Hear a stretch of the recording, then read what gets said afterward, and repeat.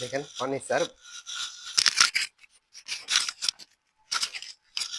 এই যে সোফা, কি সুন্দর ডিজাইন সোফা, সব আস্তা কাঠ। এখান থেকে নিয়ে পুরা আস্তা একটা কাঠ, প্রায় 12 ইঞ্চি কাঠ আস্তা, এটাও আস্তা, এই যে এটাও আস্তা, হাতের মধ্যে কোনো জোড়া নাই। আর আমি কাজ মনে করেন 1 নম্বর ভালো মিস্ত্রি দিয়ে কাজ করি। আমি নিজেই ভালো মিস্ত্রি, আমার প্রায় 6 ভাই মিস্ত্রি, আমার বাপও মিস্ত্রি ছিল, আমার দাদাও মিস্ত্রি ছিল।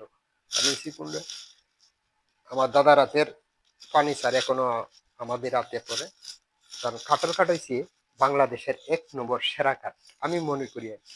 এর উপরে কোনো কাঠ আমার বুঝিয়াই না, কারণ হচ্ছে কাঠের কাঠ আমরা বুঝি, আমরা এটা রোগ আমরা চিনি, এটা জন্ম আমরা আমরা এটা আতাইতে আতাইতে আমরা অত বড় আমার বাপ দাদার সবাই দিয়ে আতা। দেখেন এই যে টি টেবিল, এই 2 জন না, আগে বানাইতাম 3 জনের এক সিট, এখন বানাই 2 জন না সিট। কারণ হচ্ছে একটা একটা জিনিস এখান থেকে এক রুমের থেকে আরেক রুমও নেওয়া যায় না। এরপরে মনে করেন এই যে টি টেবিল, দেখেন কি সুন্দর ডিজাইন, উপরে গ্লাস, উপরে ডিজাইন 10 মিলি 10 মিলি গ্লাস, না 8 মিলি গ্লাস। এটা এই যে পায়াগুলি দেখেন কি সুন্দর, পায়ের মধ্যে ডিজাইন আছে, সাথে সিঙ্গেল, মানুষে একটা দেয়, আমি দিই 2টা সিঙ্গেল। এই যে কি সুন্দর ডিজাইন, এটার মধ্যে নমস্কার, এই যে এটার মধ্যে গ্লাস, কি সুন্দর গ্লাস আছে। কিছু টাকা কিছু বেশি গেলেও আমার কারণ এসে কোনটা কাঠের কাঠটা বানাই, অন্য কাঠটা বানাই পারি।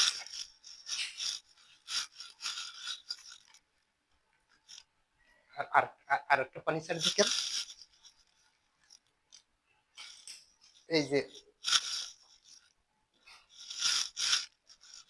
এই যে ডাইনিং টেবিল, দেখেন কি সুন্দর ডাইনিং টেবিল,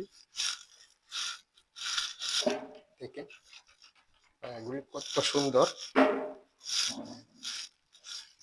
এটা অন্ধকার,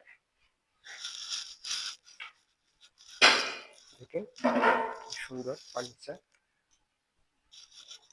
অন্যান্য হাত লাগাইছ না। এই যে ডাইনিং টেবিল, এমনি হচ্ছে না 6 ফুট, আর এমনি হচ্ছে 3.5 ফুট, 6টা চেয়ার। আর ডিজাইনটা দেখেন কত সুন্দর ডিজাইন, উপরে ডিজাইন, এই যে নিচে আশাগুলো ডিজাইন,